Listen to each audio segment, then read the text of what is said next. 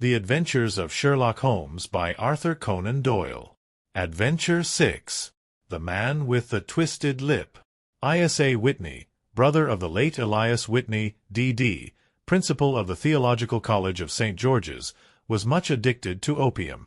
The habit grew upon him, as I understand, from some foolish freak when he was at college, for having read De Quincey's description of his dreams and sensations, he had drenched his tobacco with laudanum in an attempt to produce the same effects. He found, as so many more have done, that the practice is easier to attain than to get rid of, and for many years he continued to be a slave to the drug, an object of mingled horror and pity to his friends and relatives.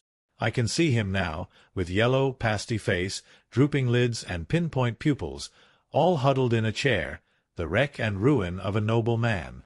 One night, it was in June, '89, there came a ring to my bell, about the hour when a man gives his first yawn and glances at the clock. I sat up in my chair, and my wife laid her needlework down in her lap and made a little face of disappointment. "A patient," said she. "You'll have to go out." I groaned, for I was newly come back from a weary day. We heard the door open, a few hurried words, and then quick steps upon the linoleum. Our own door flew open, and a lady, clad in some dark-colored stuff, with a black veil, entered the room. "You will excuse my calling so late," she began, and then, suddenly losing her self-control, she ran forward, threw her arms about my wife's neck, and sobbed upon her shoulder. "Oh, I'm in such trouble," she cried. "I do so want a little help." "Why," said my wife, pulling up her veil, "it is Kate Whitney. How you startled me, Kate! I had not an idea who you were when you came in. I didn't know what to do, so I came straight to you." That was always the way. Folk who were in grief came to my wife like birds to a lighthouse. "It was very sweet of you to come. Now, you must have some wine and water, and sit here comfortably and tell us all about it. Or should you rather that I sent James off to bed?" "Oh, no, no. I want the doctor's advice and help, too. It's about Isa. He has not been home for 2 days. I am so frightened about him." It was not the first time that she had spoken to us of her husband's trouble, to me as a doctor, to my wife as an old friend and school companion. We soothed and comforted her by such words as we could find. Did she know where her husband was? Was it possible that we could bring him back to her? It seems that it was. She had the surest information that of late he had, when the fit was on him, made use of an opium den in the farthest east of the city. Hitherto his orgies had always been confined to one day, and he had come back, twitching and shattered, in the evening. But now the spell had been upon him 48 hours, and he lay there, doubtless among the dregs of the docks, breathing in the poison or sleeping off the effects. There he was to be found, she was sure of it, at the Bar of Gold, in Upper Swandam Lane. But what was she to do? How could she, a young and timid woman, make her way into such a place and pluck her husband out from among the ruffians who surrounded him? There was the case, and of course there was but one way out of it. Might I not escort her to this place? And then, as a second thought, why should she come at all? I was Isa Whitney's medical adviser, and as such I had influence over him. I could manage it better if I were alone. I promised her on my word that I would send him home in a cab within 2 hours if he were indeed at the address which she had given me. And so in 10 minutes I had left my armchair and cheery sitting-room behind me, and was speeding eastward in a hansom on a strange errand, as it seemed to me at the time, though the future only could show how strange it was to be. But there was no great difficulty in the first stage of my adventure. Upper Swandam Lane is a vile alley lurking behind the high wharves which line the north side of the river to the east of London Bridge. Between a slop-shop and a gin-shop, approached by a steep flight of steps leading down to a black gap like the mouth of a cave, I found the den of which I was in search. Ordering my cab to wait, I passed down the steps, worn hollow in the centre by the ceaseless tread of drunken feet, and by the light of a flickering oil lamp above the door I found the latch and made my way into a long, low room, thick and heavy with the brown opium smoke, and terraced with wooden berths, like the forecastle of an emigrant ship. Through the gloom one could dimly catch a glimpse of bodies lying in strange fantastic poses, bowed shoulders, bent knees, heads thrown back, and chins pointing upward, with here and there a dark, lackluster eye turned upon the newcomer. Out of the black shadows there glimmered little red circles of light, now bright, now faint, as the burning poison waxed or waned in the bowls of the metal pipes. The most lay silent, but some muttered to themselves, and others talked together in a strange, low, monotonous voice, their conversation coming in gushes, and then suddenly tailing off into silence, each mumbling out his own thoughts and paying little heed to the words of his neighbor.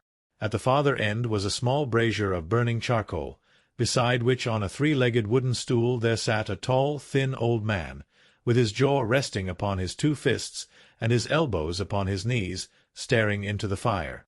As I entered, a sallow Malay attendant had hurried up with a pipe for me and a supply of the drug, beckoning me to an empty berth. "Thank you. I have not come to stay," said I. "There is a friend of mine here, Mr. Isa Whitney, and I wish to speak with him." There was a movement and an exclamation from my right, and peering through the gloom, I saw Whitney, pale, haggard, and unkempt, staring out at me. "My God, it's Watson," said he. He was in a pitiable state of reaction, with every nerve in a twitter. "I say, Watson, what o'clock is it?" "Nearly 11. "Of what day?" "Of Friday, June 19th. "Good heavens! I thought it was Wednesday." "It is Wednesday. What d'you want to frighten a chap for?"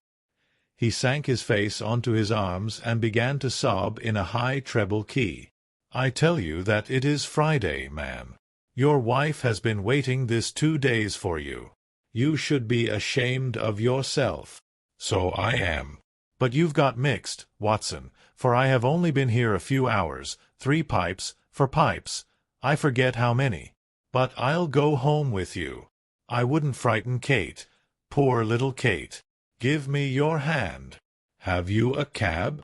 "Yes, I have one waiting." "Then I shall go in it." "But I must owe something." "Find what I owe, Watson. I am all off color. I can do nothing for myself." I walked down the narrow passage between the double row of sleepers, holding my breath to keep out the vile, stupefying fumes of the drug, and looking about for the manager.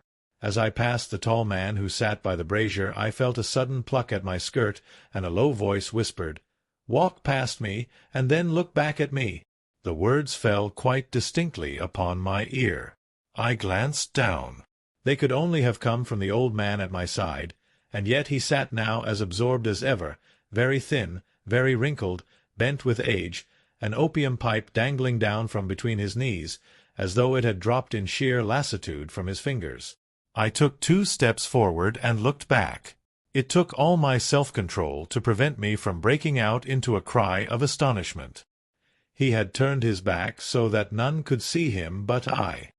His form had filled out, his wrinkles were gone, the dull eyes had regained their fire, and there, sitting by the fire and grinning at my surprise, was none other than Sherlock Holmes. He made a slight motion to me to approach him, and instantly, as he turned his face half round to the company once more, subsided into a doddering, loose-lipped senility. "Holmes," I whispered, "what on earth are you doing in this den?" "As low as you can," he answered. "I have excellent ears. If you would have the great kindness to get rid of that sottish friend of yours, I should be exceedingly glad to have a little talk with you. I have a cab outside." "Then pray send him home in it. You may safely trust him, for he appears to be too limp to get into any mischief. I should recommend you also to send a note by the cabman to your wife to say that you have thrown in your lot with me. If you will wait outside, I shall be with you in 5 minutes." It was difficult to refuse any of Sherlock Holmes' requests, for they were always so exceedingly definite, and put forward with such a quiet air of mastery.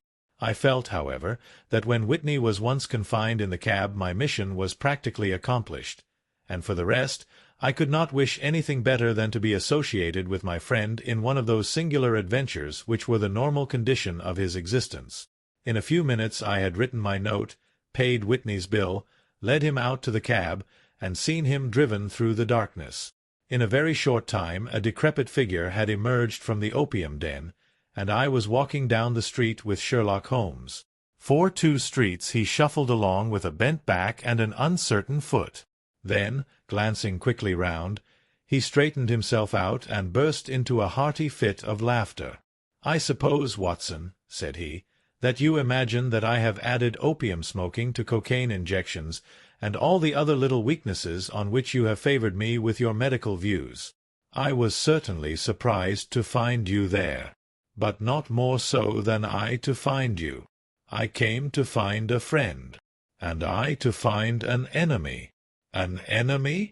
"Yes, one of my natural enemies, or, shall I say, my natural prey. Briefly, Watson, I am in the midst of a very remarkable inquiry, and I have hoped to find a clue in the incoherent ramblings of these sots, as I have done before now. Had I been recognized in that den, my life would not have been worth an hour's purchase, for I have used it before now for my own purposes, and the rascally Lascar who runs it has sworn to have vengeance upon me. There is a trapdoor at the back of that building, near the corner of Paul's Wharf, which could tell some strange tales of what has passed through it upon the moonless nights." "What? You do not mean bodies?" Bodies, Watson. "We should be rich men if we had £1,000 for every poor devil who has been done to death in that den. It is the vilest murder trap on the whole riverside, and I fear that Neville St. Clair has entered it never to leave it more. But our trap should be here." He put his 2 forefingers between his teeth and whistled shrilly, a signal which was answered by a similar whistle from the distance, followed shortly by the rattle of wheels and the clink of horses' hoofs. "Now, Watson," said Holmes, as a tall dog-cart dashed up through the gloom, throwing out 2 golden tunnels of yellow light from its side lanterns. "You'll come with me, won't you? If I can be of use." "Oh, a trusty comrade is always of use, and a chronicler still more so. My room at the Cedars is a double-bedded one." "The Cedars?" "Yes, that is Mr. St. Clair's house. I am staying there while I conduct the inquiry." "Where is it, then?" "Near Lee, in Kent. We have a 7-mile drive before us." "But I am all in the dark." "Of course you are. You'll know all about it presently. Jump up here." "All right, John. We shall not need you. Here's £half-a-crown. Look out for me tomorrow, about 11. Give her her head. So long, then." He flicked the horse with his whip, and we dashed away through the endless succession of sombre and deserted streets, which widened gradually, until we were flying across a broad balustrade bridge, with the murky river flowing sluggishly beneath us. Beyond lay another dull wilderness of bricks and mortar, its silence broken only by the heavy, regular footfall of the policeman, or the songs and shouts of some belated party of revellers. A dull rack was drifting slowly across the sky, and a star or 2 twinkled dimly here and there through the rifts of the clouds. Holmes drove in silence, with his head sunk upon his breast, and the air of a man who is lost in thought, while I sat beside him, curious to learn what this new quest might be which seemed to tax his powers so sorely, and yet afraid to break in upon the current of his thoughts. We had driven several miles, and were beginning to get to the fringe of the belt of suburban villas, when he shook himself, shrugged his shoulders, and lit up his pipe with the air of a man who has satisfied himself that he is acting for the best. "You have a grand gift of silence, Watson," said he. "It makes you quite invaluable as a companion. 'Pon my word, it is a great thing for me to have someone to talk to, for my own thoughts are not over-pleasant. I was wondering what I should say to this dear little woman tonight when she meets me at the door. You forget that I know nothing about it. I shall just have time to tell you the facts of the case before we get to Lee. It seems absurdly simple, and yet somehow I can get nothing to go upon. There's plenty of thread, no doubt, but I can't get the end of it into my hand. Now, I'll state the case clearly and concisely to you, Watson, and maybe you can see a spark where all is dark to me. Proceed, then.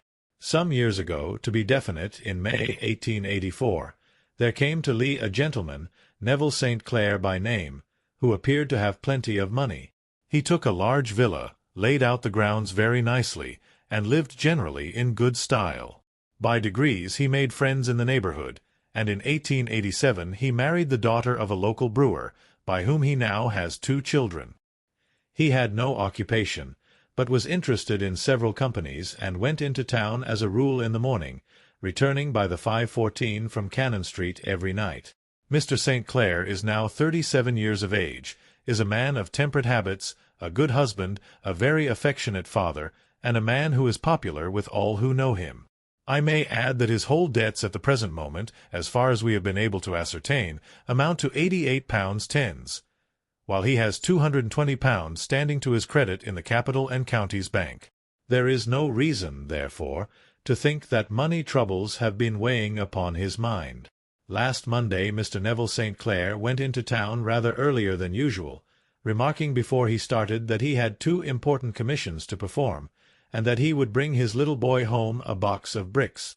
Now, by the merest chance, his wife received a telegram upon this same Monday, very shortly after his departure, to the effect that a small parcel of considerable value which she had been expecting was waiting for her at the offices of the Aberdeen Shipping Company. Now, if you are well up in your London, you will know that the office of the company is in Fresno Street, which branches out of Upper Swandam Lane, where you found me tonight. Mrs. St. Clair had her lunch, started for the city, did some shopping, proceeded to the company's office, got her packet, and found herself at exactly 4:35 walking through Swandam Lane on her way back to the station. Have you followed me so far? It is very clear. If you remember, Monday was an exceedingly hot day, and Mrs. St. Clair walked slowly, glancing about in the hope of seeing a cab, as she did not like the neighborhood in which she found herself. While she was walking in this way down Swandam Lane, she suddenly heard an ejaculation or cry, and was struck cold to see her husband looking down at her and, as it seemed to her, beckoning to her from a second-floor window. The window was open, and she distinctly saw his face, which she describes as being terribly agitated. He waved his hands frantically to her, and then vanished from the window so suddenly that it seemed to her that he had been plucked back by some irresistible force from behind. One singular point which struck her quick feminine eye was that although he wore some dark coat, such as he had started to town in, he had on neither collar nor necktie. Convinced that something was amiss with him, she rushed down the steps, for the house was none other than the opium den in which you found me tonight, and running through the front room she attempted to ascend the stairs which led to the first floor. At the foot of the stairs, however, she met this Lascar scoundrel of whom I have spoken, who thrust her back and, aided by a Dane, who acts as assistant there, pushed her out into the street. Filled with the most maddening doubts and fears, she rushed down the lane and, by rare good fortune, met in Fresno Street a number of constables with an inspector, all on their way to their beat.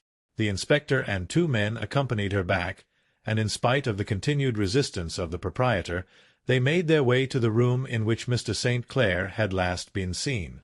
There was no sign of him there. In fact, in the whole of that floor there was no one to be found save a crippled wretch of hideous aspect, who, it seems, made his home there. Both he and the Lascar stoutly swore that no one else had been in the front room during the afternoon. So determined was their denial that the inspector was staggered, and had almost come to believe that Mrs. St. Clair had been deluded when, with a cry, she sprang at a small deal box which lay upon the table and tore the lid from it. Out there fell a cascade of children's bricks. It was the toy which he had promised to bring home. This discovery, and the evident confusion which the cripple showed, made the inspector realize that the matter was serious. The rooms were carefully examined, and results all pointed to an abominable crime.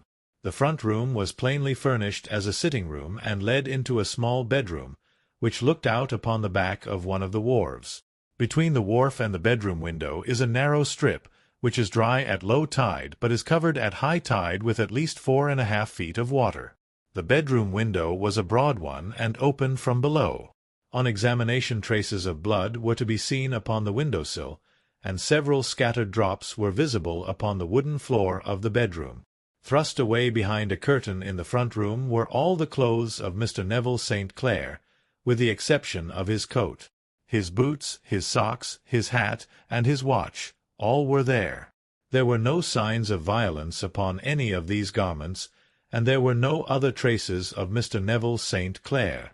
Out of the window he must apparently have gone, for no other exit could be discovered, and the ominous bloodstains upon the sill gave little promise that he could save himself by swimming, for the tide was at its very highest at the moment of the tragedy. And now as to the villains who seemed to be immediately implicated in the matter.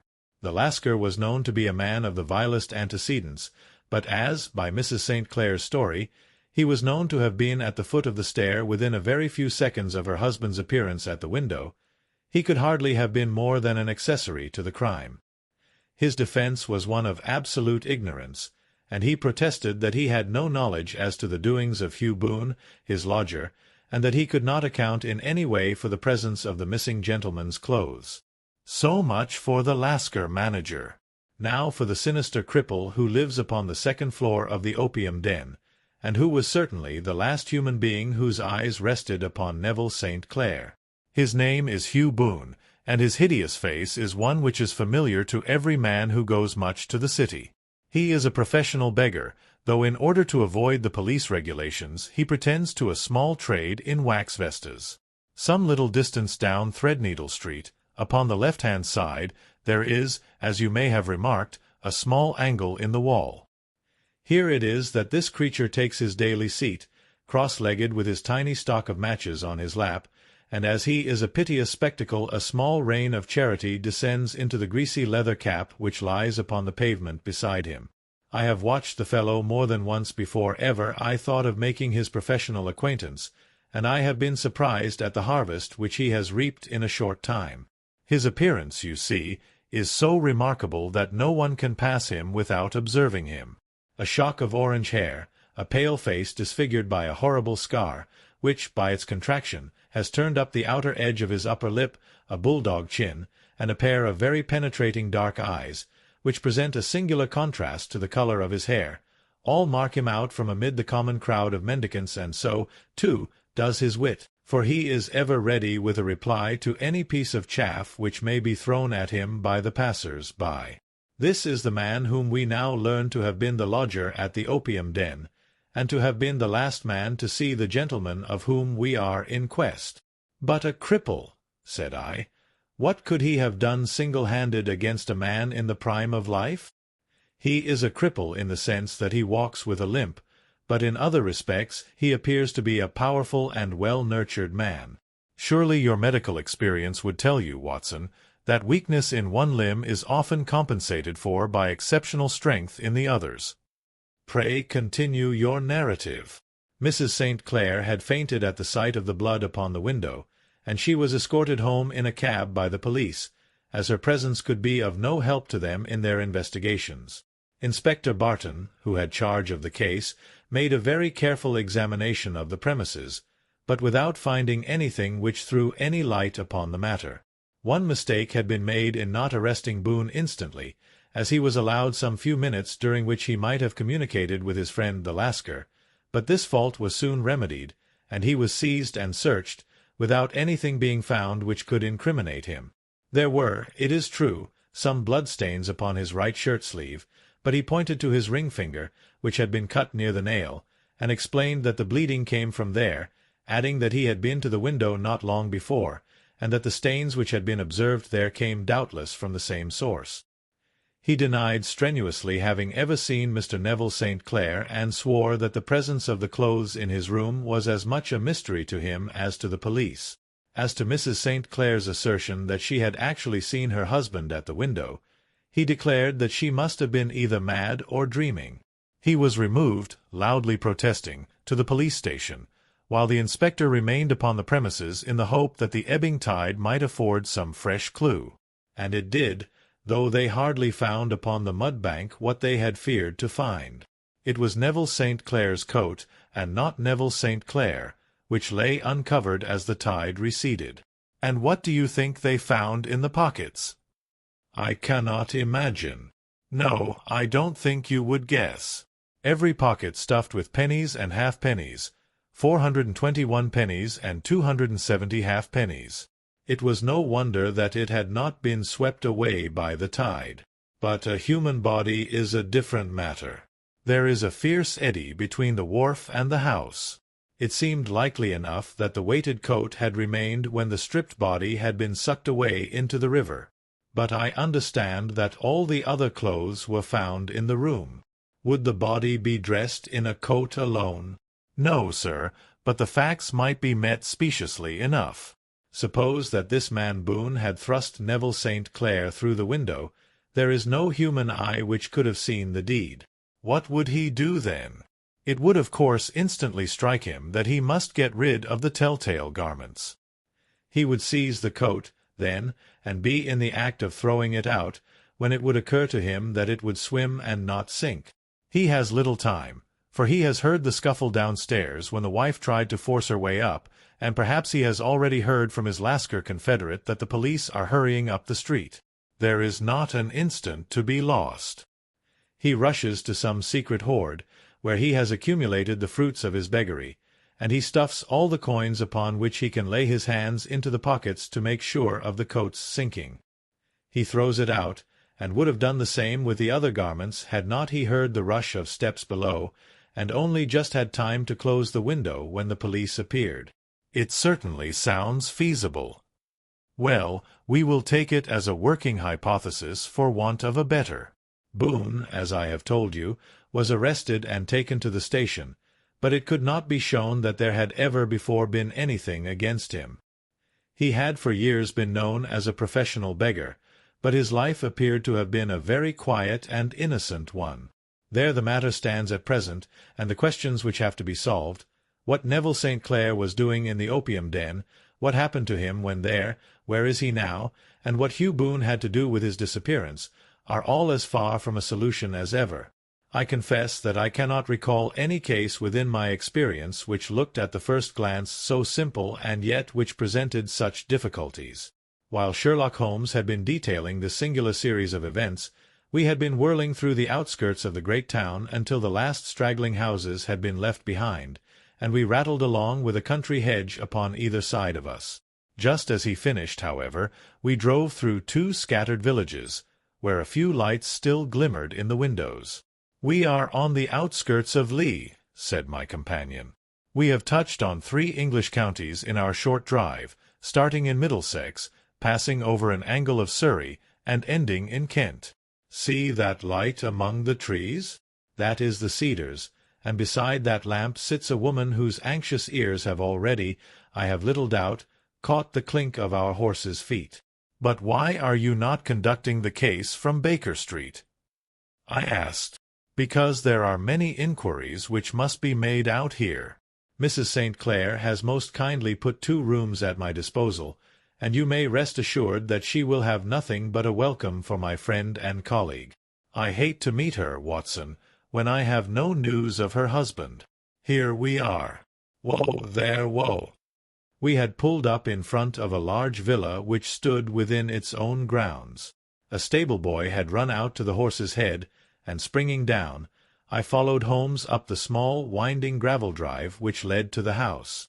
As we approached, the door flew open, and a little blonde woman stood in the opening, clad in some sort of light mousseline de soie, with a touch of fluffy pink chiffon at her neck and wrists. She stood with her figure outlined against the flood of light, one hand upon the door, one half raised in her eagerness, her body slightly bent, her head and face protruded, with eager eyes and parted lips, a standing question. "Well?" she cried. "Well?" And then, seeing that there were 2 of us, she gave a cry of hope which sank into a groan as she saw that my companion shook his head and shrugged his shoulders.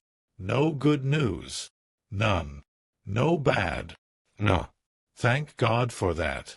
But come in.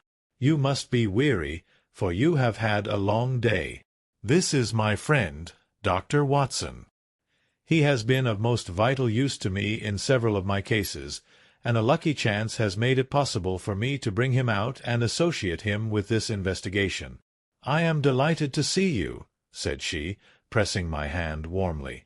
You will, I am sure, forgive anything that may be wanting in our arrangements, when you consider the blow which has come so suddenly upon us. My dear madam, said I am an old campaigner, and if I were not I can very well see that no apology is needed. If I can be of any assistance, either to you or to my friend here, I shall be indeed happy.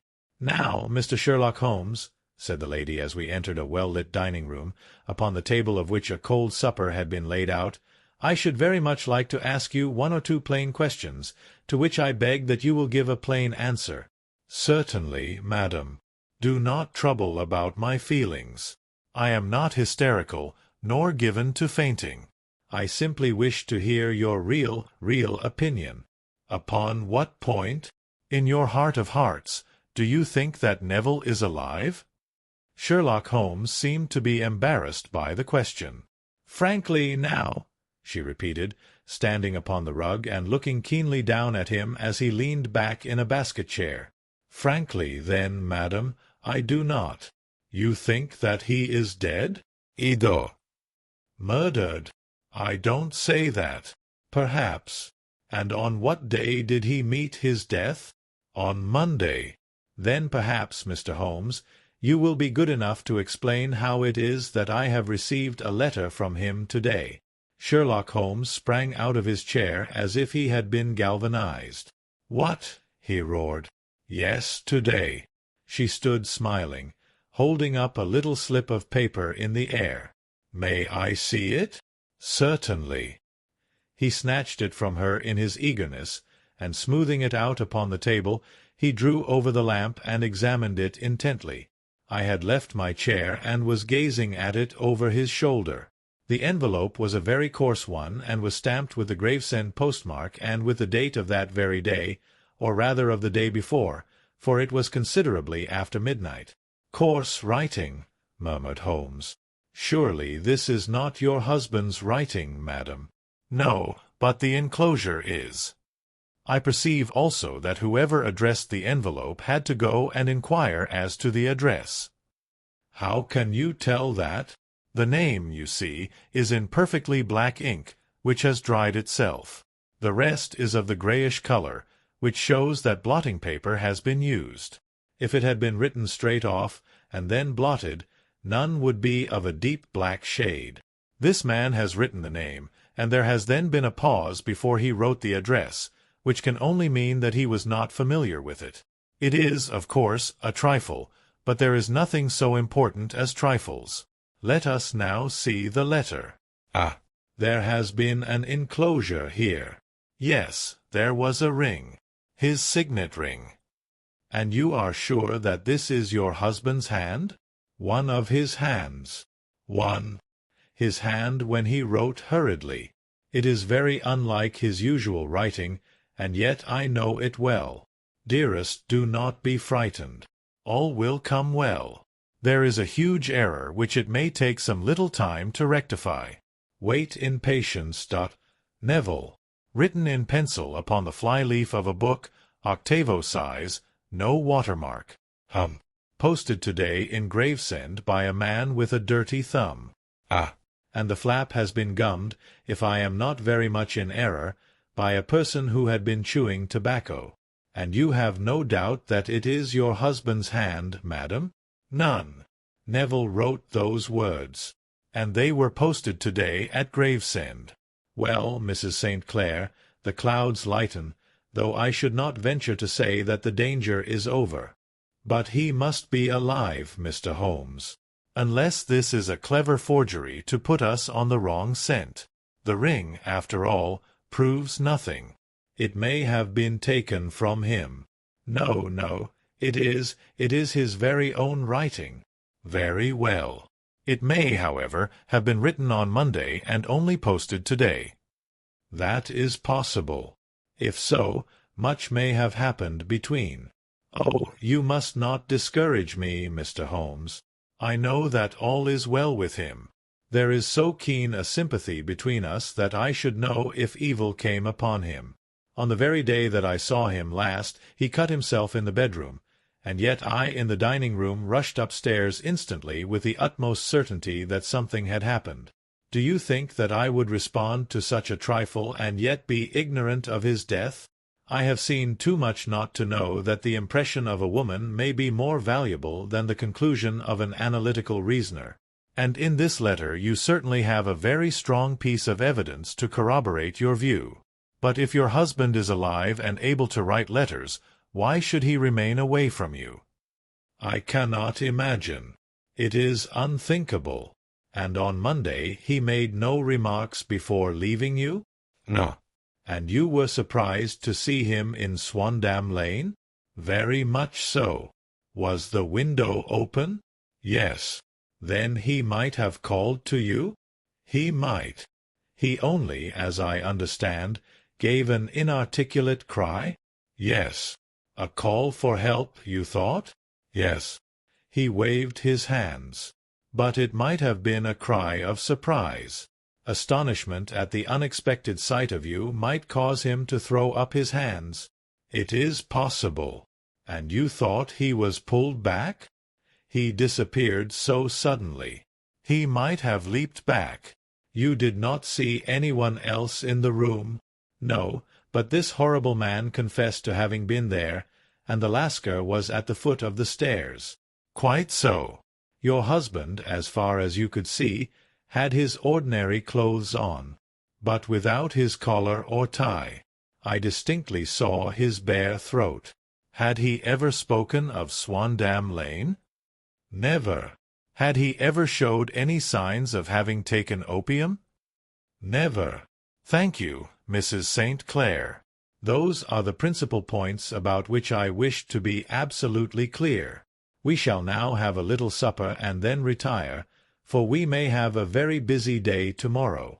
A large and comfortable double-bedded room had been placed at our disposal, and I was quickly between the sheets, for I was weary after my night of adventure. Sherlock Holmes was a man, however, who, when he had an unsolved problem upon his mind, would go for days, and even for a week, without rest, turning it over, rearranging his facts, looking at it from every point of view until he had either fathomed it or convinced himself that his data were insufficient. It was soon evident to me that he was now preparing for an all-night sitting. He took off his coat and waistcoat, put on a large blue dressing-gown, and then wandered about the room collecting pillows from his bed and cushions from the sofa and armchairs. With these he constructed a sort of Eastern divan, upon which he perched himself cross-legged, with an ounce of shag tobacco and a box of matches laid out in front of him. In the dim light of the lamp I saw him sitting there, an old briar pipe between his lips, his eyes fixed vacantly upon the corner of the ceiling, the blue smoke curling up from him, silent, motionless, with the light shining upon his strong-set aquiline features. So he sat as I dropped off to sleep, and so he sat when a sudden ejaculation caused me to wake up, and I found the summer sun shining into the apartment. The pipe was still between his lips, the smoke still curled upward, and the room was full of a dense tobacco haze, but nothing remained of the heap of shag which I had seen upon the previous night. "Awake, Watson?" he asked. "Yes." "Game for a morning drive?" "Certainly." "Then dress. No one is stirring yet, but I know where the stable-boy sleeps, and we shall soon have the trap out." He chuckled to himself as he spoke, his eyes twinkled, and he seemed a different man to the sombre thinker of the previous night. As I dressed I glanced at my watch. It was no wonder that no one was stirring. It was 25 minutes past 4. I had hardly finished when Holmes returned with the news that the boy was putting in the horse. "I want to test a little theory of mine," said he, pulling on his boots. "I think, Watson, that you are now standing in the presence of one of the most absolute fools in Europe. I deserve to be kicked from here to Charing Cross. But I think I have the key of the affair now." "And where is it?" I asked, smiling. "In the bathroom," he answered. "Oh, yes, I am not joking," he continued, seeing my look of incredulity. "I have just been there, and I have taken it out, and I have got it in this Gladstone bag. Come on, my boy, and we shall see whether it will not fit the lock." We made our way downstairs as quietly as possible, and out into the bright morning sunshine. In the road stood our horse and trap, with the half-clad stable-boy waiting at the head. We both sprang in, and away we dashed down the London road. A few country carts were stirring, bearing in vegetables to the metropolis, but the lines of villas on either side were as silent and lifeless as some city in a dream. "It has been in some points a singular case," said Holmes, flicking the horse on into a gallop. "I confess that I have been as blind as a mole, but it is better to learn wisdom late than never to learn it at all." In town the earliest risers were just beginning to look sleepily from their windows as we drove through the streets of the Surrey side. Passing down the Waterloo Bridge Road, we crossed over the river, and dashing up Wellington Street wheeled sharply to the right and found ourselves in Bow Street. Sherlock Holmes was well known to the force, and the two constables at the door saluted him. One of them held the horse's head while the other led us in. "Who is on duty?" asked Holmes. "Inspector Bradstreet, sir." "Ah, Bradstreet, how are you?" A tall, stout official had come down the stone-flagged passage, in a peaked cap and frogged jacket. "I wish to have a quiet word with you, Bradstreet." "Certainly, Mr. Holmes. Step into my room here." It was a small office-like room, with a huge ledger upon the table, and a telephone projecting from the wall. The inspector sat down at his desk. "What can I do for you, Mr. Holmes?"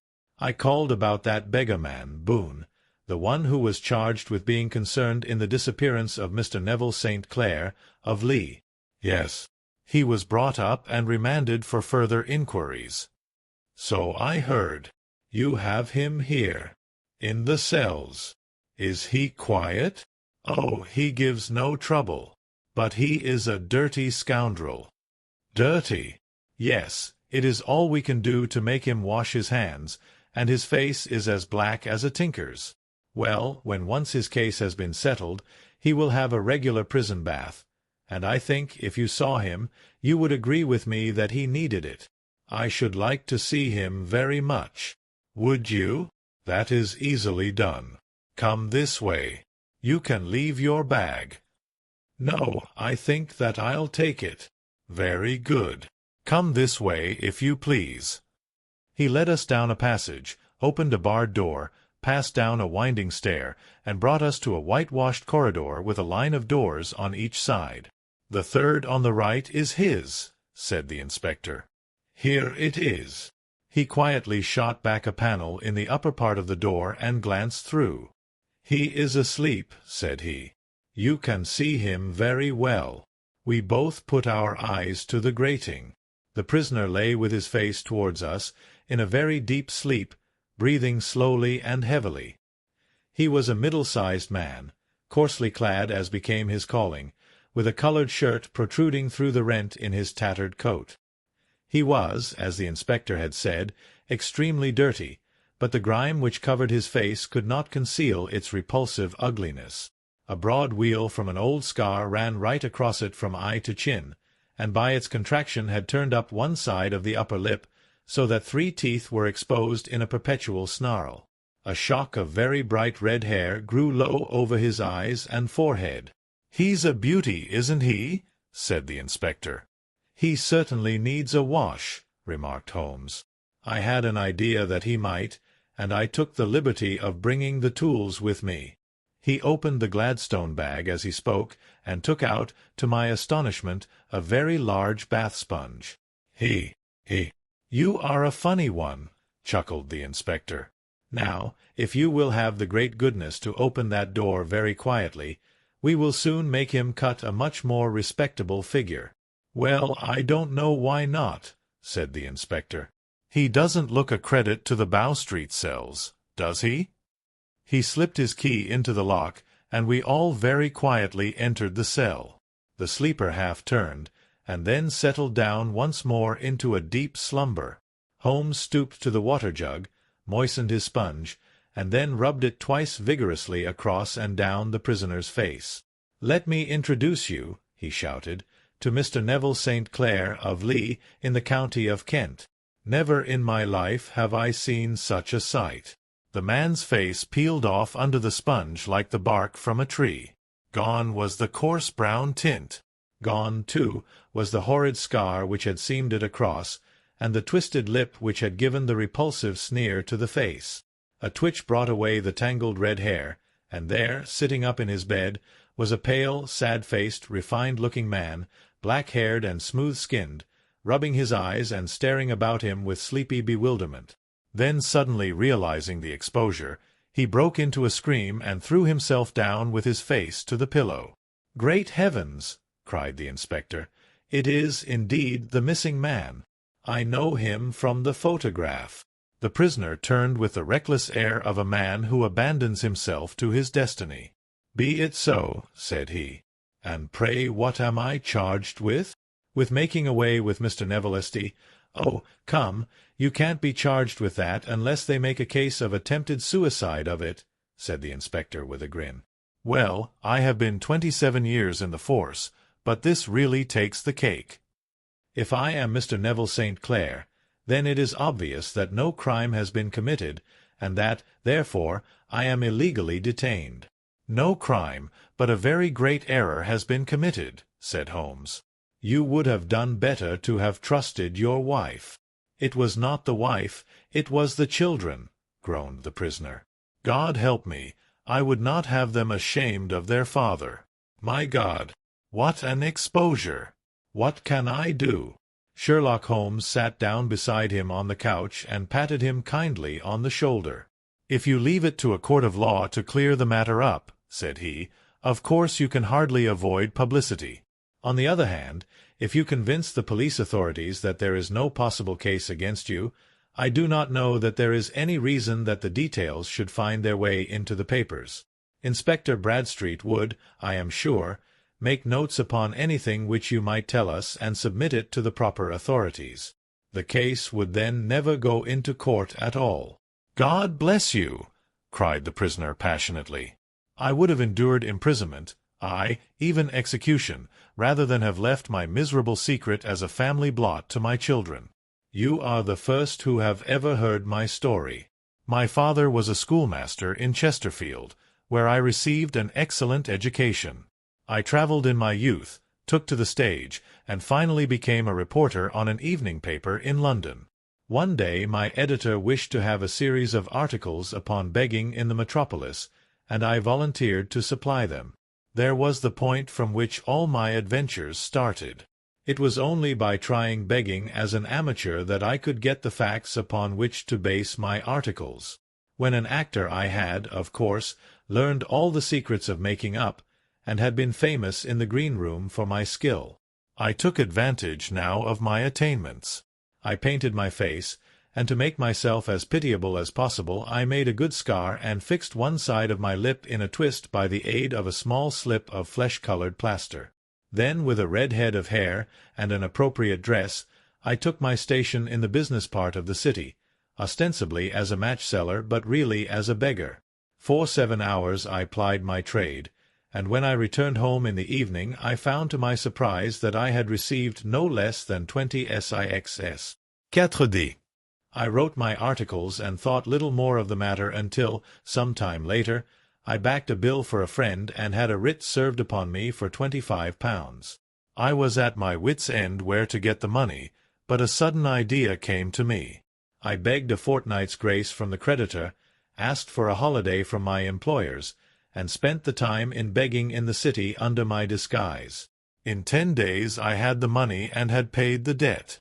Well, you can imagine how hard it was to settle down to arduous work at £2 a week when I knew that I could earn as much in a day by smearing my face with a little paint, laying my cap on the ground, and sitting still. It was a long fight between my pride and the money, but the dollars won at last, and I threw up reporting and sat day after day in the corner which I had first chosen, inspiring pity by my ghastly face and filling my pockets with coppers. Only one man knew my secret. He was the keeper of a low den in which I used to lodge in Swandam Lane, where I could every morning emerge as a squalid beggar and in the evenings transform myself into a well-dressed man about town. This fellow, a Lascar, was well paid by me for his rooms, so that I knew that my secret was safe in his possession. Well, very soon I found that I was saving considerable sums of money. I do not mean that any beggar in the streets of London could earn £700 a year, which is less than my average takings, but I had exceptional advantages in my power of making up, and also in a facility of repartee, which improved by practice and made me quite a recognized character in the city.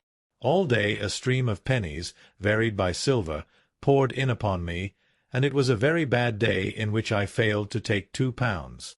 As I grew richer I grew more ambitious, took a house in the country, and eventually married, without anyone having a suspicion as to my real occupation. My dear wife knew that I had business in the city. She little knew what. Last Monday I had finished for the day and was dressing in my room above the opium den when I looked out of my window and saw, to my horror and astonishment, that my wife was standing in the street, with her eyes fixed full upon me. I gave a cry of surprise, threw up my arms to cover my face, and, rushing to my confidant, the Lascar, entreated him to prevent anyone from coming up to me. I heard her voice downstairs, but I knew that she could not ascend. Swiftly I threw off my clothes, pulled on those of a beggar, and put on my pigments and wig. Even a wife's eyes could not pierce so complete a disguise. But then it occurred to me that there might be a search in the room, and that the clothes might betray me. I threw open the window, reopening by my violence a small cut which I had inflicted upon myself in the bedroom that morning.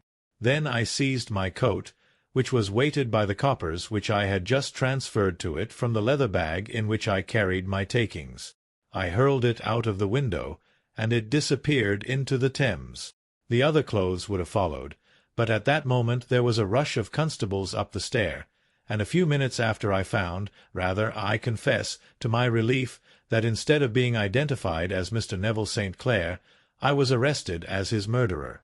I do not know that there is anything else for me to explain. I was determined to preserve my disguise as long as possible, and hence my preference for a dirty face.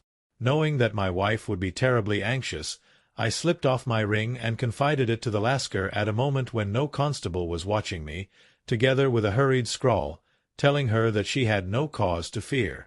"That note only reached her yesterday," said Holmes. "Good God! What a week she must have spent!" "The police have watched this Lascar," said Inspector Bradstreet, "and I can quite understand that he might find it difficult to post a letter unobserved.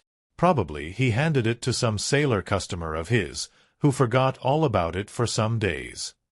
"That was it," said Holmes, nodding approvingly. "I have no doubt of it.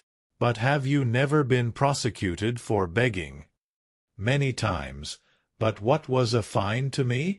"It must stop here, however," said Bradstreet. "If the police are to hush this thing up, there must be no more of Hugh Boone." "I have sworn it by the most solemn oaths which a man can take." "In that case, I think that it is probable that no further steps may be taken.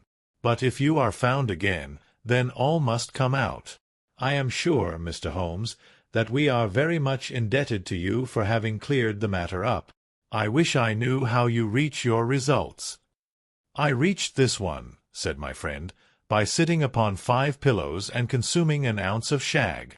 I think, Watson, that if we drive to Baker Street we shall just be in time for breakfast."